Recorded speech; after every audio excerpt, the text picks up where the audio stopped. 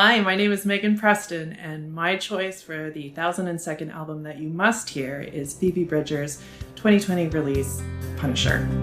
Hi, I'm Jeff Stephen, and you're listening to the 1002nd Album Podcast. I spent 10 years going through the 1001 albums you must hear before you die, and now I'm asking people that are important to me all about the albums that are important to them. Enjoy! This is the 1002nd Album Podcast. I'm Jeff Stephen, and I'm particularly excited for today's show, as my guest today might be the only person who invested as much as I did in compact discs in the 1990s. She is a wonderful human being, and as you'll see today, with wonderful taste in music. Please welcome Megan Preston. Thanks for having me. It's great to be here. So the album of choice today is Phoebe Bridgers' Punisher. And my first question for you would be, what was your Phoebe intro or gateway track? Well, we were just mentioning upstairs that Yes. your first exposure to Phoebe was through SNL, and that was Yes. actually my first exposure to her as well. She was the musical guest in, I think, March of 21, and the actual hosting guest that day was Dan Levy. So I had tuned in for him, and she was just the added bonus. Her track that she started off with, Kyoto, was the first thing that I've ever heard of hers. And I was immediately struck. It just was very reminiscent to me of late 90s alt rock. And it just felt super nostalgic to me. And I was instantly invested. That one little bit that comes after the first chorus when she goes, woo! And then it goes into like the horn section. Yes. It just like instant flashbacks of Sloan concerts, the odds, even like a little bit of Cake mixed into all of that, even though they are all very different sounding. But still a trumpet feature too. Still a trumpet feature, that's right. And I was hooked. So I guess Kyoto was sort of my gateway song that kind of piqued my interest. And then she followed that up with I Know the End, which musically is just this really heavy ballad, quite different from Kyoto, which off the top is just this kind of poppy sound to it. But I know in the end, it culminates in, a cacophony of drums, trumpets, guitars, and in this performance, the quintessential 90s guitar smash. And that was pretty much it for me. I felt that she showed quite a range in the performances, quite a range in her sound. And I didn't go to the CD store. I picked up my phone, went to iTunes, and immediately downloaded Punisher, and have had that in my earbuds ever since. It's been in there for the last 2 years now, almost. Nice. Yeah, I like that you come for Dan Levy and stay for Phoebe, and having a new favorite, which is that's fantastic. Yeah, she's a complete surprise and quite refreshing. And absolutely, and that range you're telling her it was on display. There was she only had 2 songs, but even within those 2 songs, you could see a whole bit of variety just in those 2 tracks alone. Mm-hmm. With the album itself, it took me a little longer to get from the March 2021 SNL to actually check it out. But once I did, I quite liked it, and I found I liked the album on the first listen. But every time I've heard it since, I seem to like it more and more with each subsequent one. So, Of course, I recognize it's an audio podcast, but as a visual graph, as X increases, my Y appreciation increases as well. And I guess my question would be, what is it about repeated listens that rewards listeners with this album? I think this is a common feature that you would find across all of the albums that are recommended. And having listened to your podcast, and again, just going back, we are kind of briefly talking about your conversation with Jeremy Fisher, and he was talking about When the Pawn, that beautiful album. I feel like with every album that is a must hear, it's layered, and you sort of get a superficial snapshot the first time you listen to it, and then every time you take another depth or another glance, another listen, you find new things that you weren't expecting. In particular with Punisher, I found emotionally it's a very heavy album, and I think if you were to typecast it, it would be more in the dark genre. But I found it to be almost a chameleon of albums, such that what I gained from the album was dependent on my mood going into listening. So I just felt like if I was needing something that was heavy, it gave me the heavy. If I needed something that was a little bit more optimistic, I could pull those little bits of optimism out of there.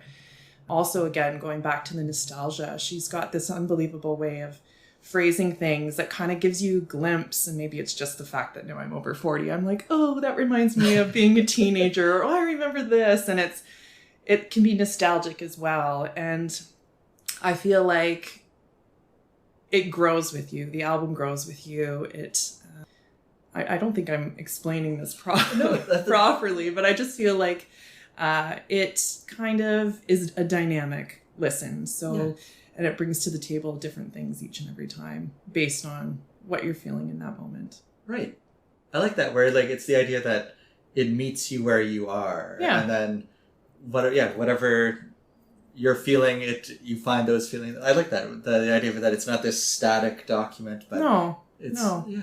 And I find, like, previously I've had albums that you like to listen to when you're, trying to get hyped up, or if you're going out, or, if you want to just kind of sit and chill. But I truly find that this is an album that I can listen to regardless of my mood, and it still meets the mark, and I'm never disappointed.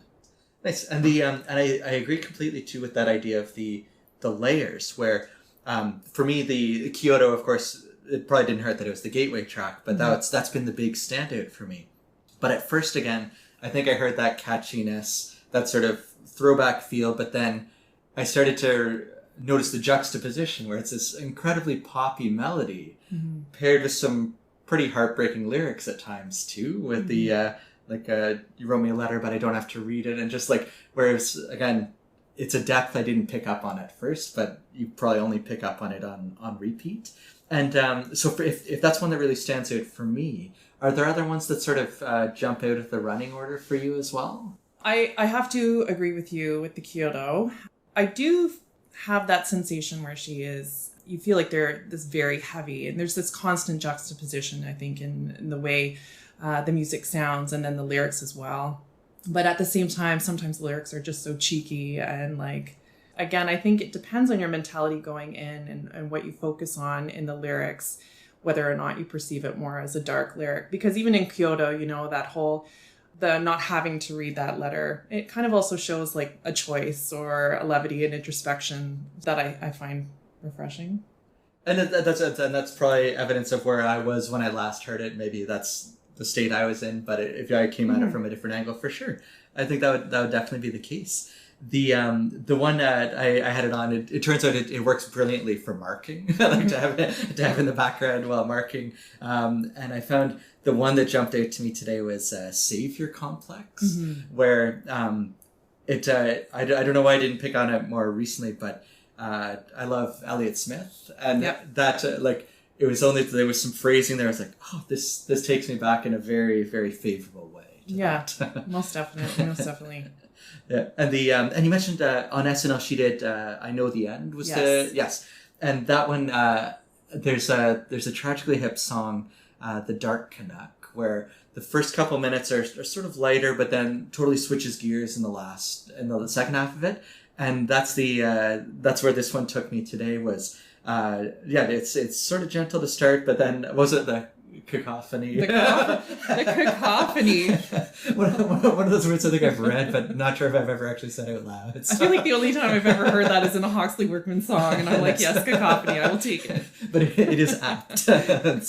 But yeah, just how it has that humongous build at the end, and whereas the scream in Kyoto was the gentle woo.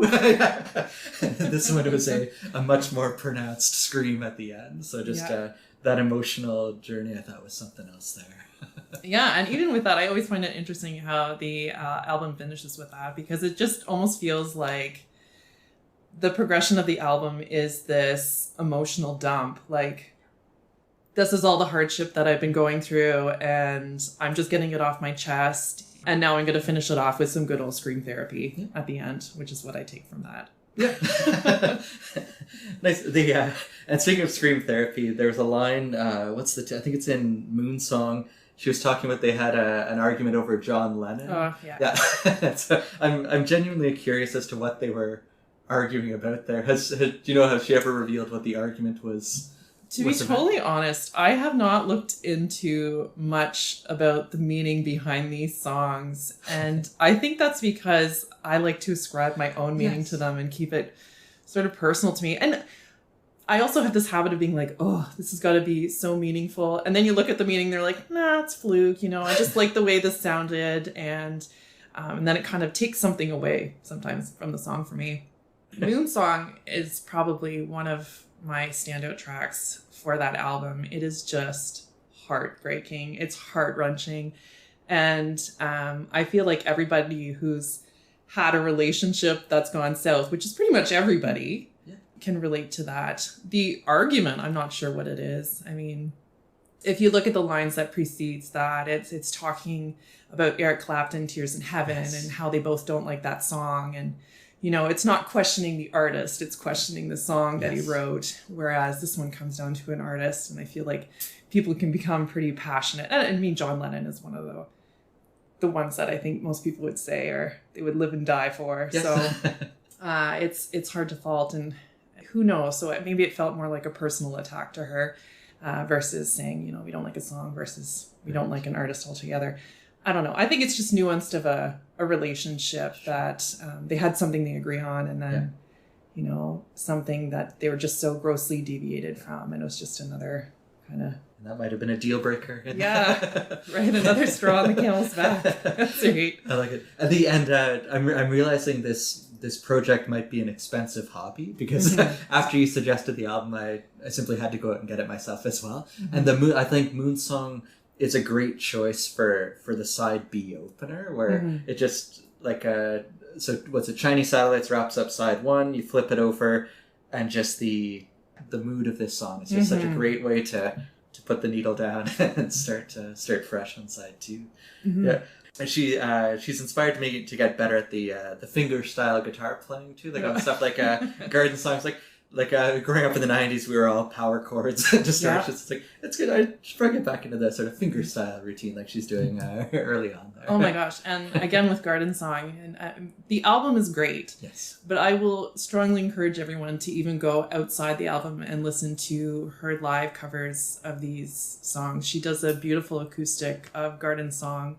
I believe it was on one of the social media platforms, and it's just absolutely beautiful. It just takes the music to a different level, and you can really see her emote through it. Garden Song is a beautiful song, and it's actually one that appeals to the masses. I know both of my girls love that song, and you know, request it routinely as like their going to bed song. And I never once thought I'd play a song that involves a reference to, you know, murder and skinheads, and that's what they choose to fall asleep to. I think also with Garden Song, it has like one of the most beautiful choruses I've ever heard in any song, that last one. And it just shows like personal growth. And like, I really want to just kind of take that as my motto, you know, like you're getting bigger, you're getting taller. Can I read it? Oh, I'm please gonna, do, yeah. So Jeff has the actual lyrics here, and it is so beautiful. With terrific album art too. Yes, do yourself a favor. So the last little bit here, and I like this especially as a positive message, I think, to my girls. So, I don't know how, but I'm taller. It must be something in the water. Everything's growing in our garden. You don't have to know that it's haunted. The doctor put her hands over my liver. She told me my resentment's getting smaller.